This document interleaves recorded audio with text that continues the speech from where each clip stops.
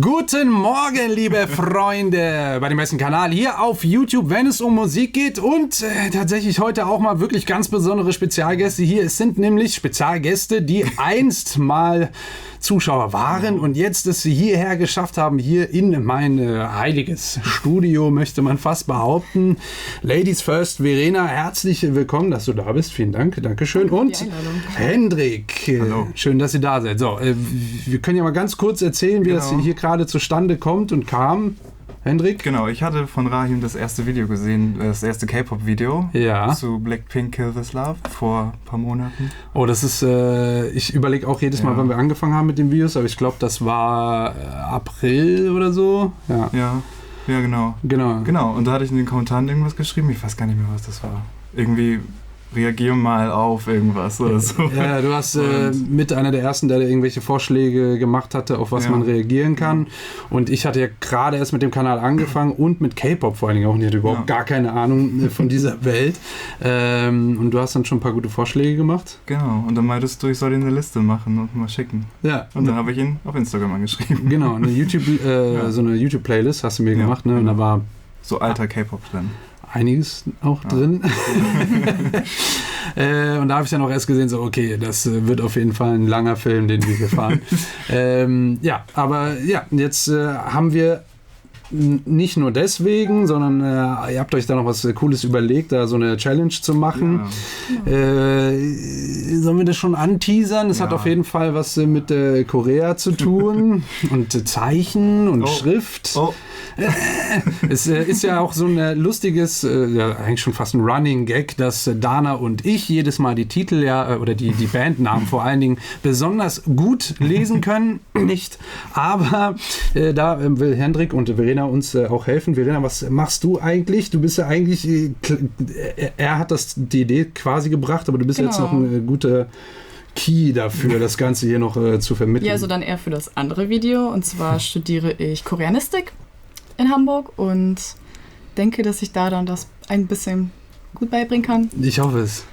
Also ihr habt gesagt, es geht schnell. Hendrik hat damals schon erzählt, dass es eigentlich recht schnell geht, die koreanischen Schriftzeichen zu lernen, selber auch zu schreiben. Ne?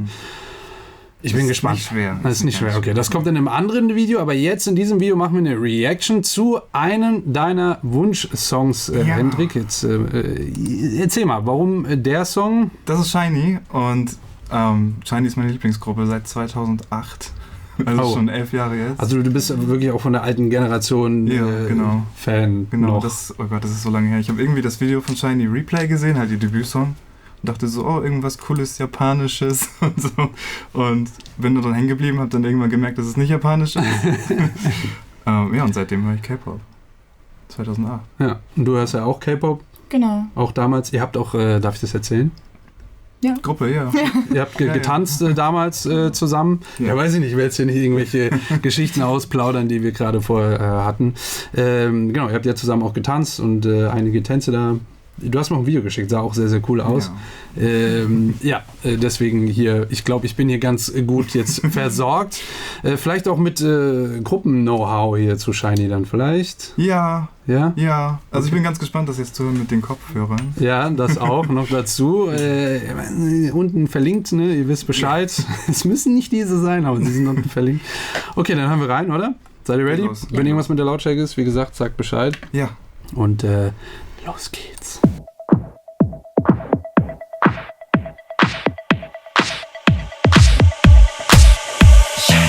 어디서부터 시작했는지 그게 중요한 게 아냐 지금 내 눈엔 너무 완벽한 네 모습만 보이는걸 회색빛이 세상에 네 입술만 붉게 빛나 입을 맞추려던 그 순간 또 꿈에서 깨네 아직도 네 얼굴이 이렇게 생생한데 잡았던 손의 온기가 이렇게 따스한데 방금 내게 다가와 비춤이 되면 사라져 매일 이렇게 똑같이 너를 보낼 순 없는데 Okay. Ja. Wow, okay. Hey, nicht schlecht. Erstmal, wie hört es für dich an auf den Kopfhörern? Ich habe jetzt zum ersten Mal was gehört, also das Gitarrendings, die habe ich immer schon gehört. Ja. Da hast du auch eben reagiert, deswegen sage ich das. Was mir nicht aufgefallen ist, obwohl vielleicht doch bei Live-Auftritten, aber so nicht, ist dieses die ganze Zeit im Hintergrund. Das ist mir vorher noch nicht aufgefallen. Glaube ich. Aber es ist schon wirklich ein komplett anderes Hörerlebnis. Voll räumlich halt auf einmal, ne? Also man hat alles irgendwie klarer auf den Ohren und ich bin ja mit denen nicht in Kooperation. Ich sage das wirklich aus Überzeugung. Ich habe mit denen zwar schon gesprochen, ob ich nicht für die Dinge auch vertreiben soll, weil ich wirklich die echt super geil finde, aber das war am Anfang vom Kanal, da hatte ich gerade mal, weiß ich nicht wie viel, und dann meinten die so, ja, nee, und keine Ahnung, und dann haben die so schlechte Konditionen gemacht und hin und her. Also ich stehe wirklich selber hinter den Kopfhörern, weil ich sie selber gut finde. Das hat nichts damit zu tun, dass ich irgendwie mit denen in Kooperation bin. Und das Witzige ist, der Sarugen, der immer die Übersetzung gemacht hat und auch schon hier im Video saß, der hat auch gesagt, Alter, ich kenne den Song in- und auswendig und ich höre gerade Sachen raus. Also ich war jetzt hier, um zur Musik zu kommen, weil ich dachte, okay, wie alt ist die Nummer? Die ist jetzt schon... Guck mal kurz nach, 2012 oder 13? 13, ja. Hat eigentlich genau, man hört auch irgendwie so diesen Übergang, finde ich, hat so ein bisschen dieses alte K-Pop-Ding, dieses 2012-Ding, das ist so ein bisschen härter und noch, ich sag mal... Weniger EDM-mäßig. Ja. Ist, aber so gerade aber mit diesen E-Gitarren, die hier reinkommen, die wirklich so ein bisschen Funk-Elemente reinspielen. Das ist total der geile Mix. Deswegen habe ich hier gerade bei der einen Gitarre vorne, war das hier, ne? Nee, noch die hier, genau, die jetzt. Die ist richtig sexy, also eine richtig schöne Funk-Gitarre und dann spielt hier auch ein richtig cooler Funk-Bass tatsächlich nochmal drunter, unter diesem Synthesizer, der die ganze Zeit hier drunter läuft. Hier. Mach nochmal. Achso, ja. Boom, boom, boom, boom, boom, das ist...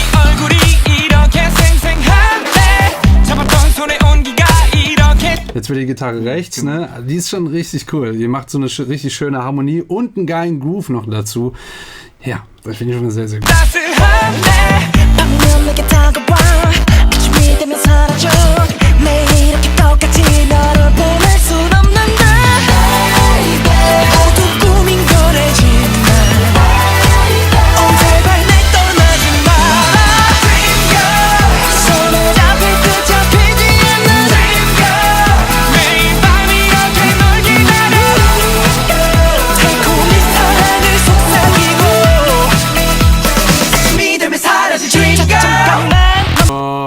Okay. Das gehört im Hintergrund dieses...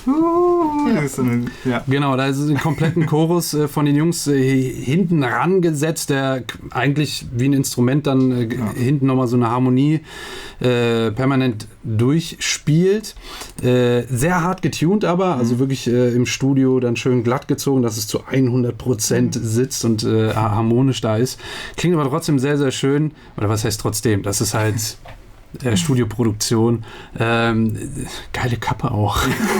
Guck, da echt Zähne raus. Toll, also so einer hattest du bestimmt auch mal, oder? So eine ähnliche, ja. Ja, das ist da waren so Piercings drin. Ne? Die hatten aber alle irgendwie zu der Zeit.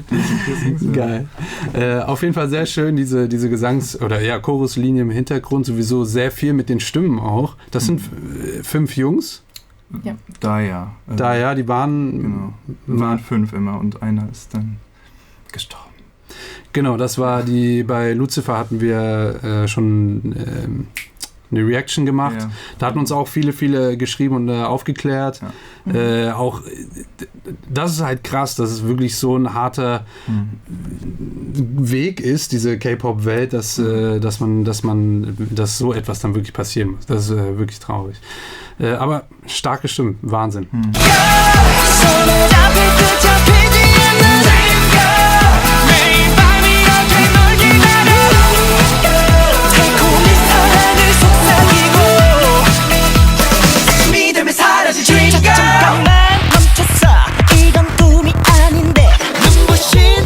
Das ist halt auch ganz typisch hier, auch gerade zu der Zeit, wo alles so ein bisschen dance-lastiger war, dass man diese, so wie die Riser, also die immer dann so in den nächsten Part reingehen, diese dass man auch sowas in die gegenteilige Richtung hat, dass es dann aber hier dann auch zusätzlich noch mit so einem Ducking-Effekt, also der macht dann nicht einfach nur sondern Echt? Mach nochmal. Welche Stelle war das?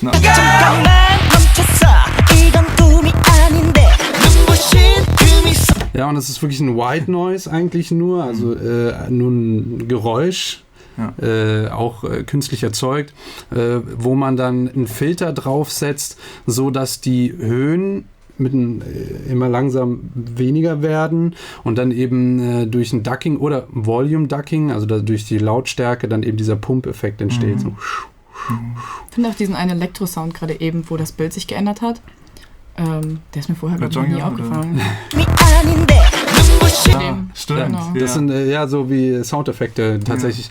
Da frage ich mich immer, da muss man immer dann die Spotify-Version oder so dann nochmal hören, ob das nur im Video ist oder ob das Weiß ich auch jetzt tatsächlich, gar ja. Siehst du?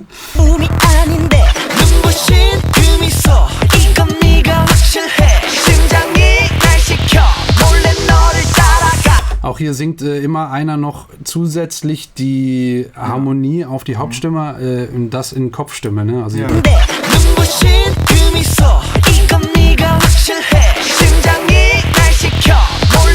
und ihr merkt auch richtig, wie das Panning gerade, also die Verteilung im Raum ganz rechts und ganz links, hier die Stimmen eben ganz rechts und links sind, die Kopfstimme singen, also dieses hohe. Ja, genau. Weiter außen sozusagen, ne? Ja. Fühlt sich das an. Hast du das Gefühl, dass du verglichen zu den Kopfhörern, die du sonst benutzt, dass es breiter klingt hier oder klingt es wie immer? Nee, breiter. Ich würde auch breiter sagen. Ja, Ja, ne? ja. Ja. Also als wären die Leute, die die Kopfstimmen machen, noch ein bisschen weiter weg. Ja. Also ja. Ja. Ja. Ja, es sind einfach Gute gute Kopfhörer. Kopfhörer. Ist dir auch aufgefallen, wo sie tanzen? Wo sie tanzen? Ja. Das ist ein umgedrehter Raum, Das ist ein oder? umgedrehter Raum. Ja, gut, aber das habe ich schon gesehen, weil der eine ist schon vorhin auf den Boden geknallt und dann hat sich alles gedreht. Ja, irgendwann. genau. Darin geht es halt im ganzen Video. Es ist schade, dass kein Untertitel Fliegen ist, so. dass man Ja, vielleicht... früher war das halt nicht. Ne? Ja. Also, Ja, gut, ja. Das haben wir schon bei einigen Videos, bei den alten war es Ja. immer nicht. Was ist denn das für ein geiler Move, Alter? Hat er sich auf den Mikrofonständer und gedreht? ja, die wurden extra dafür hergestellt für das Video. Habe ich mal gelesen. Allgemein voll krass mit Mikrofonständern Ja. zu tanzen. Ja, Kannst du schnell fallen lassen. ja, ich meine, da hat man, also ich habe schon einige gesehen, gerade bei den amerikanischen Künstlern, die damit dann auf der Bühne schon irgendwelche coolen Stunts machen, aber ich habe noch nie einen gesehen, der auf dem Mikrofonständer stand und sich dann da nochmal um die eigene Achse dreht. Das ist ja mega geil.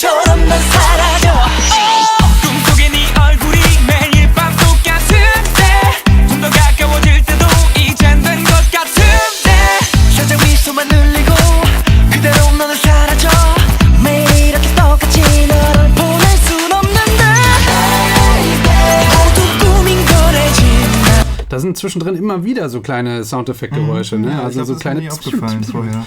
Ja, weil die relativ hochfrequent sind und dann aber doch sehr subtil in den Mix reingesetzt, also relativ leise auch.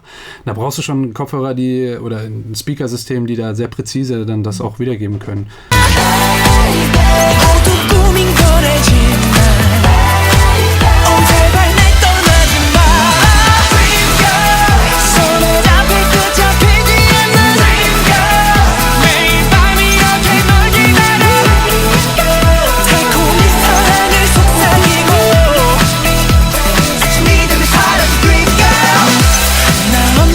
Die ganze Zeit sind so Flips da drin, ne? Ist mir vorher nicht aufgefallen. Krass. Und allgemein im Refrain auch, bevor man dieses, also klarer hört, dieses UA, ist es trotzdem die ganze Zeit vorher im Hintergrund, so dass sich das alles so harmonischer wirkt, finde ich. In der Hook oder? Im Refrain direkt. Im Refrain, ja. Auf jeden Fall, ja.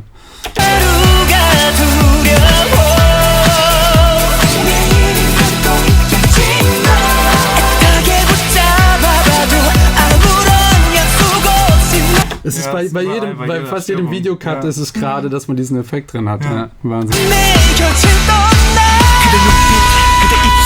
보는 느낌 you're so beautiful 한순간도 내게 눈을 뗄 수 없어 그것도 표현도 너한테는 뺄 수 없어 머리부터 발끝까지 그대 원해 only girl 하나부터 백까지 부질없게 대하지 그대가 날 택하는 나를 이 세상 star You're my world 손에 잡히지 않는 매일 밤이 이렇게 널 기다려 달콤히 사랑을 속삭이고 Die sind ja vorher im Hintergrund sind die noch auf so U's und A's, ne? Der Chor und dann an der einen Stelle wirklich so yeah. Ja.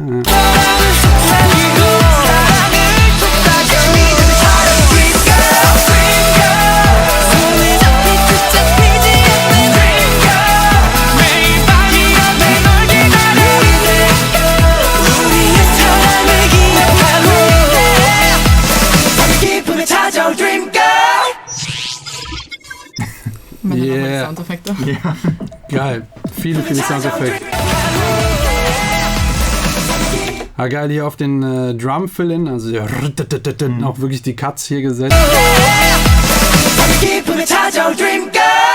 Schönes Ding. Die Klamotten da, ey. Ja. Das ist typisch shiny auf die Klamotten, ne? Also. Ey, cooles Ding. Also ich habe, weil du gerade eben meintest, ja, ich weiß nicht, es ist halt meine Lieblingsnummer, ich weiß nicht, wie du sie findest und hin und her, hatte ich schon so ein bisschen Schiss, dass es ein ganz komisches Ding sein wird. Aber das ist ja richtig cool, also eine richtig coole Nummer. Und ich dachte halt, weil man immer so Erinnerungen an irgendwas hat und das erinnert mich halt an die Zeit so und dann dachte ich so, vielleicht ist es eigentlich gar nicht so cool. Ich finde das cool. Ja. Kenne ich definitiv. Nee, das ist wirklich, ich finde den Song wirklich sehr, sehr schön. Natürlich, die Zuschauer dürfen natürlich auch was anderes meinen und gerne die Kommentare schreiben, aber ich finde, das ist eine sehr coole Nummer, vor allen Dingen, weil eben diese Funk-E-Gitarren immer drin sind und zwischendrin immer dann so ein bisschen E-Bass, coole Grooves drin und so. Das ist schon cool und trotzdem aber ein bisschen dieses Tanzbar, eigentlich voll das Tanzbare. Am Anfang dachte ich auch, das ist jetzt richtig Hardcore. Ja. Ne, weil hier ist auch. Was so heftig ist auch, ne? Man wird auch direkt mit. Also es ist so ein Song, der fängt an und man fühlt den Beat direkt. Also ich krieg direkt diese Stimmung rein. Dieses das meinst du, ne? Genau, am Anfang ist mir das schon aufgefallen. Früher, ich wusste nicht, dass es sich so lange durchzieht. Das ist ja fast überall. Es kann sogar sein, dass es wirklich permanent drin ist, bis auf den Pre-Chorus. Müsste man jetzt explizit nur darauf achten. Das macht man ab und zu mal gerne bei Produktionen, dass man im Grundton des Songs ein Instrument diesen Grundton durchspielen lässt. Und gerade bei so Dance-Sachen macht es halt Sinn, dass die nicht legato komplett durchgehend diesen Ton spielen, sondern eben so wie hier Staccato, eben so einzeln so. Das kann man schon machen, sehr, sehr cool. Da kommt ja auch schon mit dem E-Bass, dieses das ist mit dem E-Bass auf der Seite, fährt man dann eben runter. Aber trotzdem dieser Hard was. Genau, und das dröhnt auch so richtig so ein bisschen, ne? Ja. Das knistert schon fast irgendwie. Ja. Und das ist extra, das ist so ein so ein Verzerrer, so ein Distortion drauf. Das ist eigentlich wirklich mit einem Synthesizer eben so ein Bass Sound designt und da dann mit unter anderem Distortion dann eben draufgesetzt, dass er in bestimmten Frequenzen so ein bisschen wie angekratzt klingt. Aber dadurch, dass alles digital ist, hat es so einen bestimmten Klang.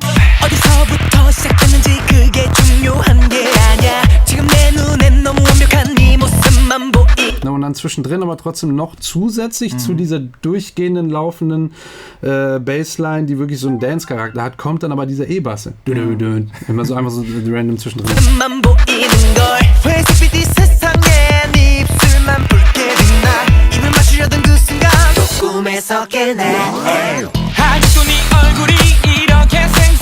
Auch richtig geslappt. Ja, und dieses ist immer noch da. Ja.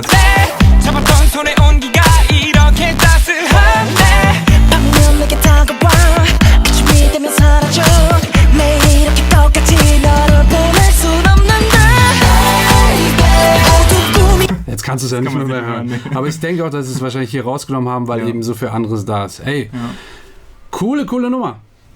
Also mir gefällt sie sehr, sehr gut. Verena, du kannst sie ja auch schon, oder? Ja. Es war jetzt, Hendrik durfte leider bestimmen, welchen Song.